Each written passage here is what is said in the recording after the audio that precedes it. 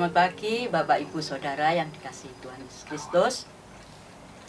Pagi hari ini kita kembali akan menikmati sarapan pagi, makanan yang menyehatkan tubuh, jasmani dan rohani kita. Kalau hari ini ala detektif, dimana kita tahu apa tugas dari detektif di salah satu kepolisian, mungkin sebagai reserse yang menangani, menyelidiki kriminal, tindakan kriminal, dan situ detektif mencari kebenaran akan masalah tersebut. Di sini saya teringat ada kisah ya yang seperti detektif di dalam Bilangan 13 ayat 1, 13 dan 14 ya, tapi saya tidak membacakan semuanya, tentang pengintai. Ya, tema hari ini saya beri judul pengintai. Saya bacakan Bilangan 13 ayat 1 sampai 3. Tuhan berfirman kepada Musa, "Suruhlah beberapa orang mengintai tanah Kanaan yang akan kuberikan kepada orang Israel. Dari setiap suku nenek moyang mereka haruslah kau suruh seorang semuanya pemimpin-pemimpin di antara mereka." Lalu Musa menyuruh mereka dari padang gurun Paran sesuai dengan titah Tuhan. Semua itu adalah kepala-kepala di antara orang Israel. Ke-12 pengintai ini mendatangi atau pergi ke tanah Kanaan. Di sana mereka mengawasi, meneliti, dan melihat keberadaan atau keadaan tanah Kanaan. Setelah 40 hari mereka datang kepada Musa dan juga Harun, karena mereka sudah berkeliling ke daerah Kanaan. Di hadapan Musa, Harun dan bangsa Israel, mereka memberikan laporan. Yang 10 orang melaporkan bahwa negeri yang mereka intai adalah baik, tapi sangat mengerikan, sehingga mereka katakan negeri ini tidak baik untuk dimasuki. Tetapi Yosua dan Kaleb, 2 di antara 12 orang, mengatakan bahwa negeri yang kami lalui itu diintai itu adalah luar biasa baiknya. Kalau kita renungkan dari 12 orang yang dikirim untuk mengintai tanah perjanjian itu, yang 10 bicara tidak baik. Berbeda dengan 2 orang yang justru berkata luar biasa baiknya. 10 orang berpikiran negatif, mereka melihat apa yang ada di mata mereka, di depan mata mereka. Tetapi 2 orang berpikiran positif, mereka melihat dengan kacamata rohani. Karena apa yang sudah Tuhan firmankan, pasti itu yang terbaik. Ada 2 hal yang dimiliki oleh Yosua dan Kaleb, di mana mereka memiliki roh Tuhan. Bilangan 14 ayat 24, Tuhan mengatakan, "Tetapi hambaku Kaleb, karena lain jiwa yang ada padanya, dan ia mengikut aku dengan sepenuhnya, akan kubawa masuk ke negeri yang telah dimasukinya itu, dan keturunannya akan memilikinya." Ternyata perbedaan pandangan dari ke-12 orang pengintai, di mana Yosua dan Kaleb memiliki roh yang berbeda,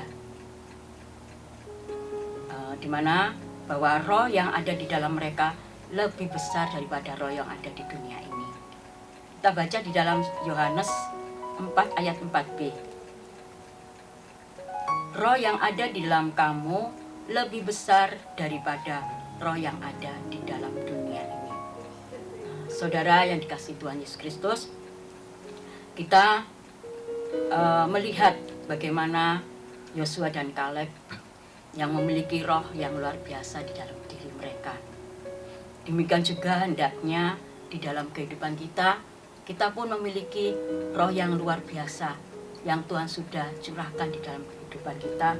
Jikalau beberapa hari yang lalu kita sudah memperingati hari Pentakosta, hari kepenuhan Roh Kudus, dan kita sudah menikmati 10 hari bersama-sama Tuhan dalam hadiratnya dengan kepenuhan Roh Kudus.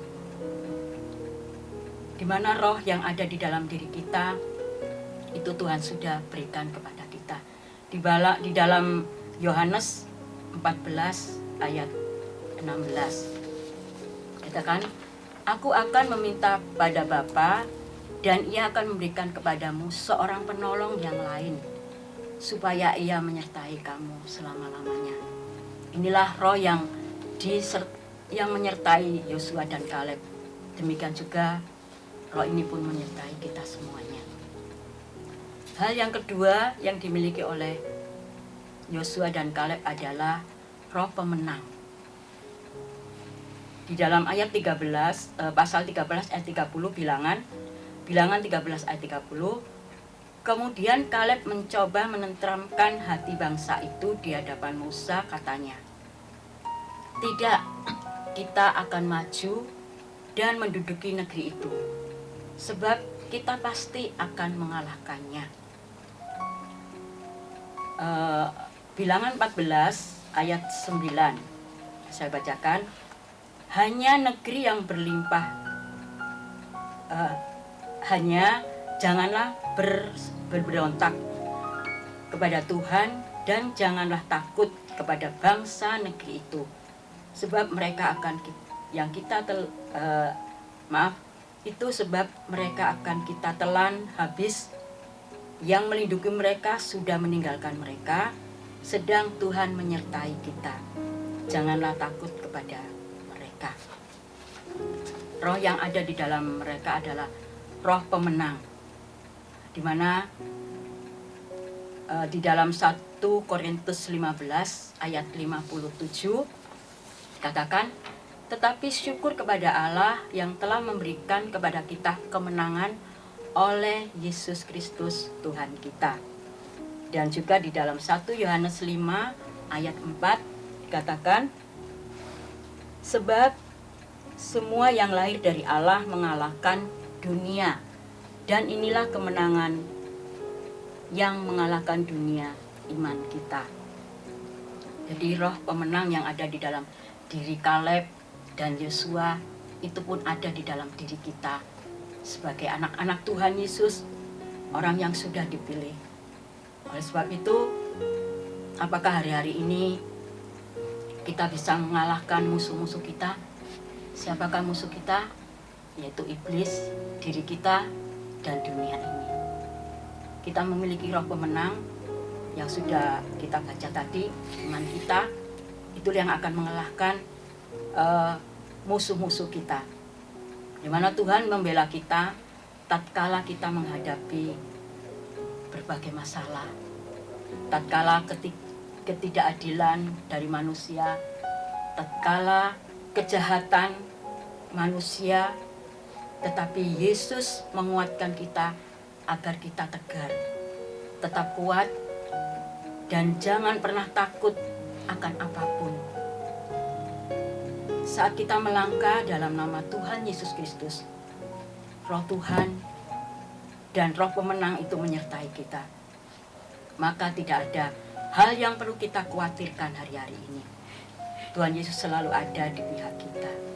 Kita belajar untuk tunduk dan takut kepada Tuhan Yesus, dan memberikan roh Tuhan untuk selalu berkarya di dalam kehidupan kita.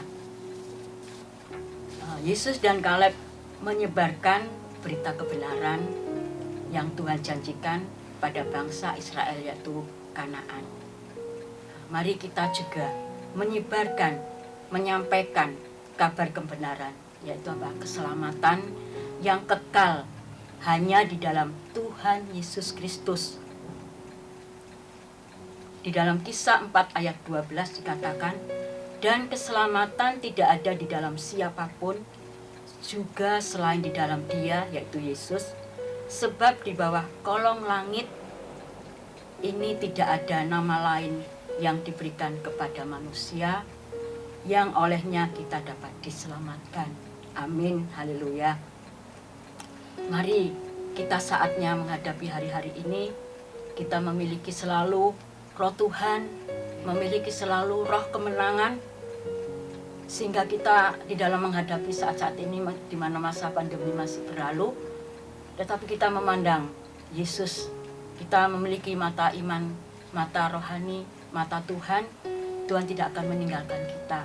Tuhan Yesus tetap menyertai kehidupan kita. Ya, di dalam kehidupan kita untuk mengalahkan semuanya itu, yaitu dengan firman Tuhan, yaitu alat senjata kebenaran.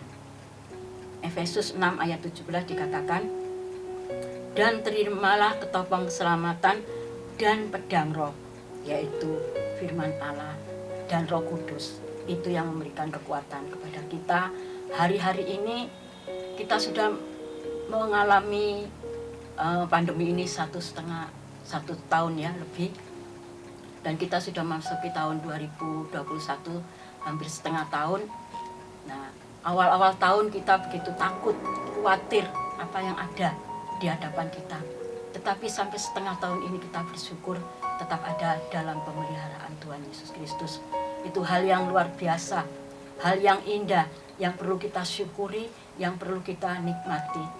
Dan hal itu juga kita beritakan kepada orang lain, saudara kita, keluarga kita, mungkin orang-orang yang juga mengalami ketakutan, kekhawatiran, kita beritakan hal yang kebenaran, supaya mereka juga kuat, supaya mereka juga memperoleh kemenangan. Ini renungan sarapan pagi hari ini yang dapat saya sampaikan. Biarlah Roh Kudus yang memperkaya di dalam kehidupan kita. Selamat pagi, selamat beraktivitas, selamat berkarya. Tuhan Yesus memberkati.